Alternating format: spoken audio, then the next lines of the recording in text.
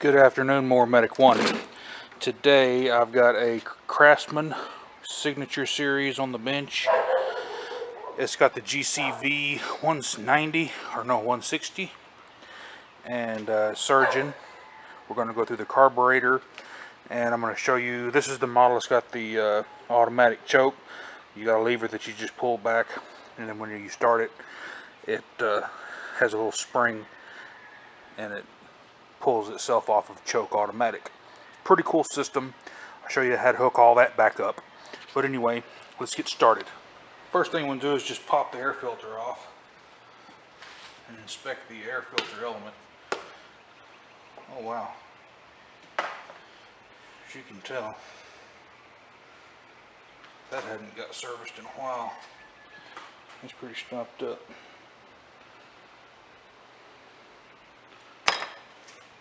On these Hondas, the carburetor is held on by 3 screws. There's 2 here and then 1 right here. Go ahead and get those loosened up. If you have a newer model Honda engine, that screw will be omitted right there. They beef up the backing plate for the air filter, and they no longer use that screw. Go ahead and loosen off on the screws. Go ahead and take them out. They're pretty long. Just leave them there on the deck.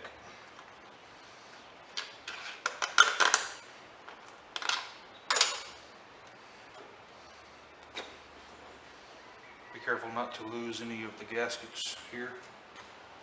These are reusable. Go ahead and loosen off on the throttle advance bracket. 1 screw.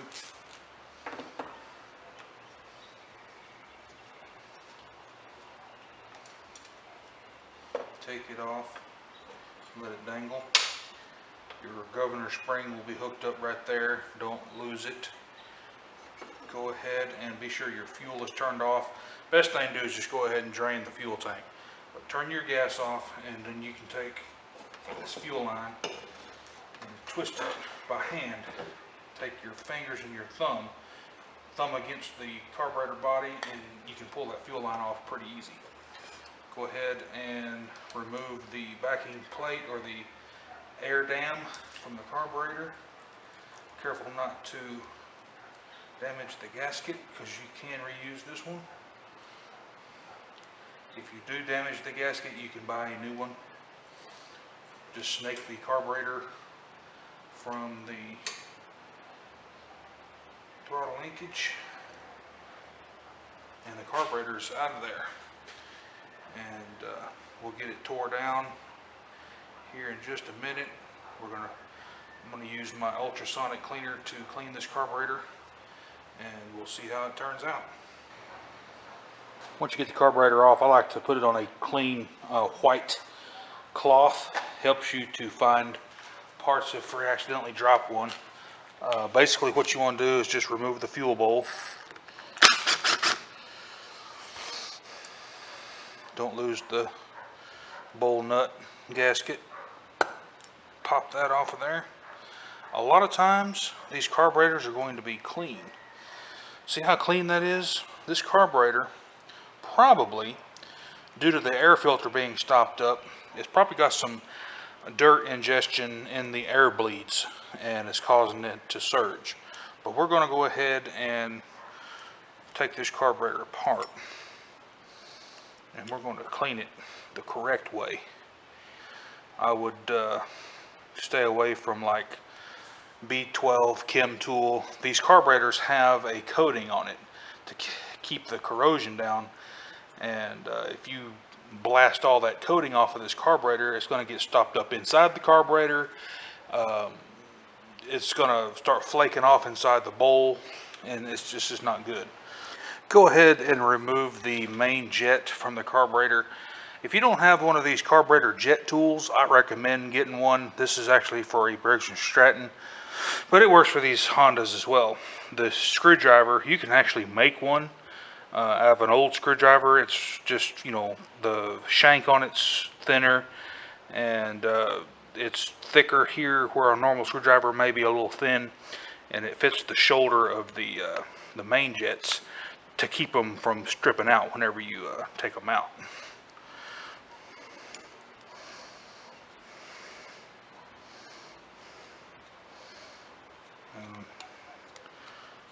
Just go ahead and take that main jet completely all the way out. Sometimes it'll stick on the end of the screwdriver.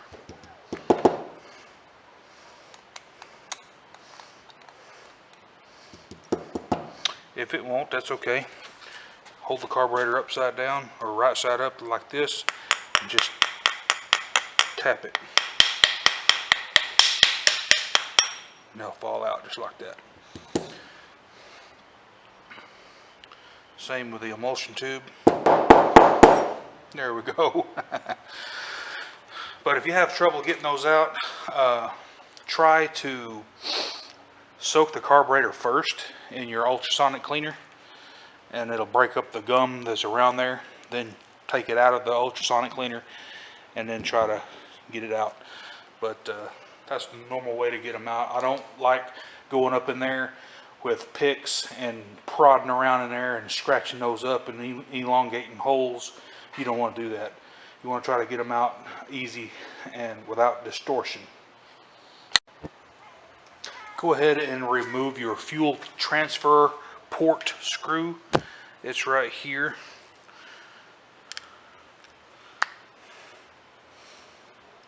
And there's a orifice and a jet under here, but it's an integral part of the carburetor and you can't get it out. So best thing to do is just blow that out with some canned carburetor cleaner. While you've got the carburetor off, what you want to do is just check for wear in the throttle lever or the throttle butterfly shaft, throttle shaft. Check for movement back and forth, and if that's wore out, it's not going to run right. It's going to be sucking unmetered air through the boss here where it goes through. If that's the case, I would just go ahead and replace the carburetor. Go ahead and drop your carburetor down in the cleaner.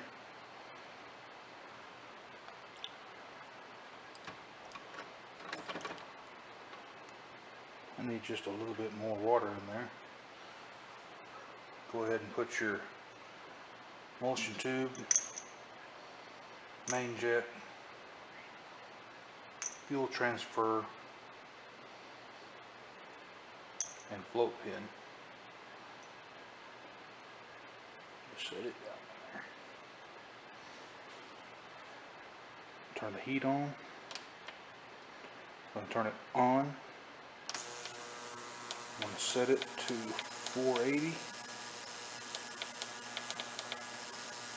And we let it cook. Go ahead and turn off the machine after it's had time to run through a couple cycles. And I went ahead and added a little bit of water to it. In case you're wondering what I use for my my fluid, I use 10% purple power and the rest water, or 10 parts water and 1 part purple power. This is going to be hot, so you might want to use some gloves, but just go ahead and take that out of there. And that thing is squeaky clean. It wasn't that bad, but go ahead and stick it over here.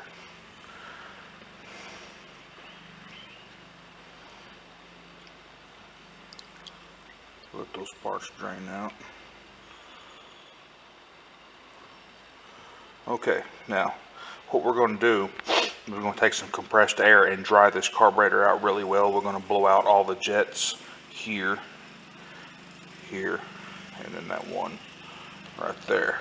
The reassembly of this carburetor is going to be basically the same as the disassembly. There's no set sequence to put it back together. You just want to be sure all your parts are clean. All the holes in your main jet and emulsion tubes are free and clear. If it's still stopped up, I don't recommend going in here and just poking just any old thing down in here to clear the jet. What I like to use is one strand of like electrical wire. It's small enough to go in there. These seem to be okay and free.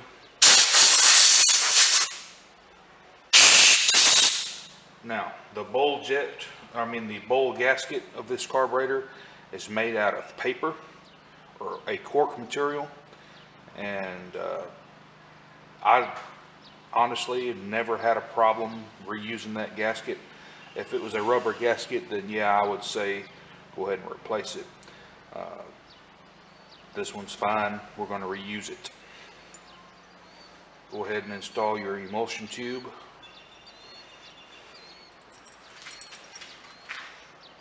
Go ahead and install your main jet.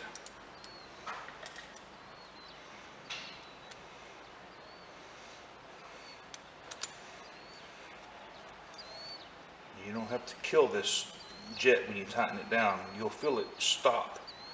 And once it stops, right there, just snug it. You don't have to be real tight. Go ahead and install your fuel transfer cover screw. Just a regular old Phillips. Now, some carburetors on these Hondas will have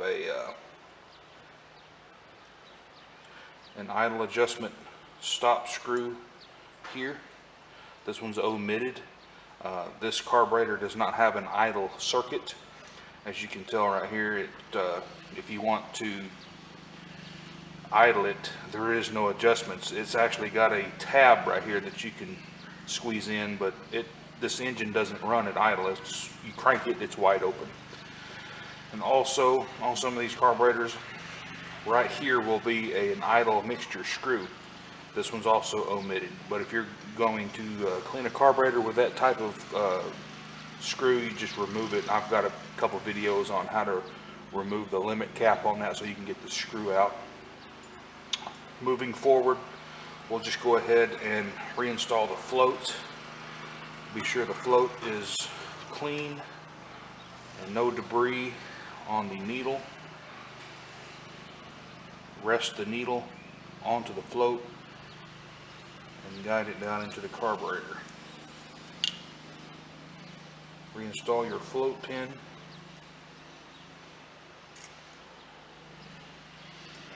Reinstall your float bowl. Just give it a blowing out.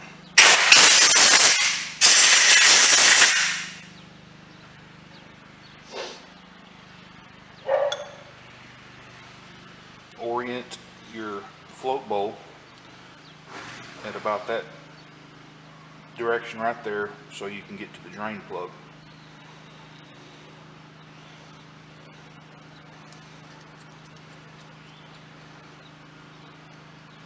Go ahead and tighten down the bowl nut.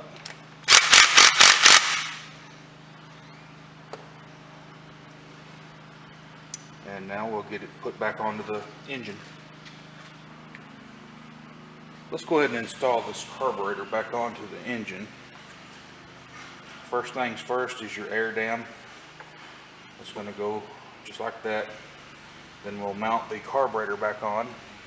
Be sure to put the gasket in the right location so that your atmospheric holes are lined up just like that. The carburetor's next, and then the gasket, and then the air filter. So let's go ahead and get the throttle rod hooked up. Put the spring on the outer hole, put the rod through that hole, and just let it dangle there like that. Let's get the air filter base ready to go, as well as the throttle advance brackets. Everything kind of has to sandwich together and go on all at one time. It's kind of a pain in the butt, but it's a good system. I don't have any complaints.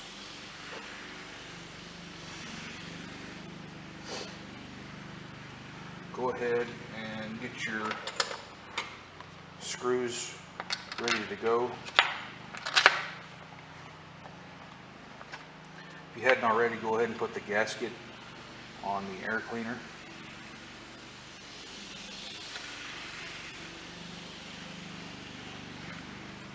And it's held on by those screws. Get your throttle advance bracket and feed that through. And then the other gasket on top of that. I apologize for the lawnmower in the background. I got my neighbor's mowing. Go ahead and slide the carburetor over those screw studs.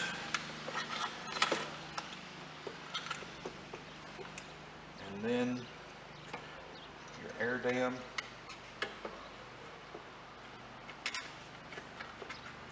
And like I mentioned before, when you stick it up here, you want to be sure the carburetor is on the left side of that choke.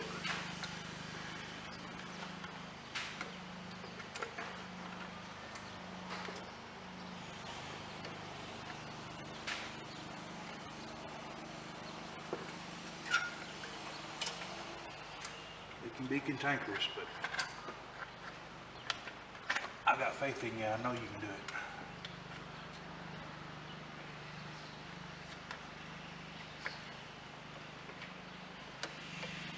Once you get everything situated, don't tighten it up. Let's just kind of cinch the screws down.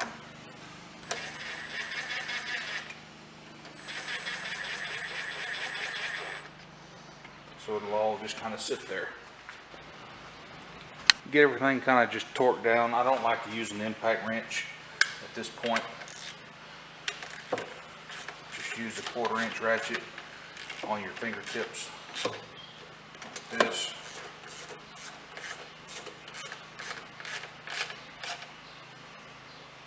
It's plenty tight.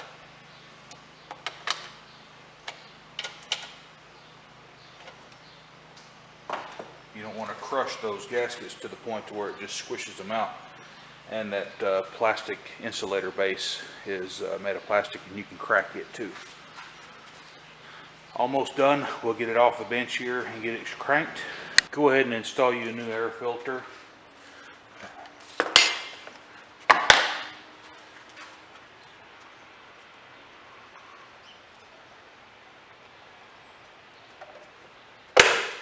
Be sure it's clocked in there good, seals good. We'll get her taken down off the bench here and get it cranked up and see how it sounds. Give it a quick start here.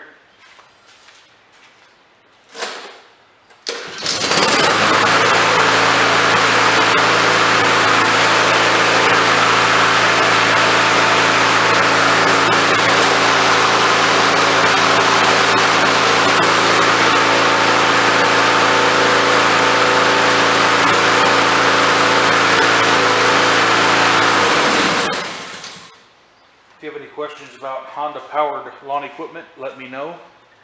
Mower Medic 1. Have a great day.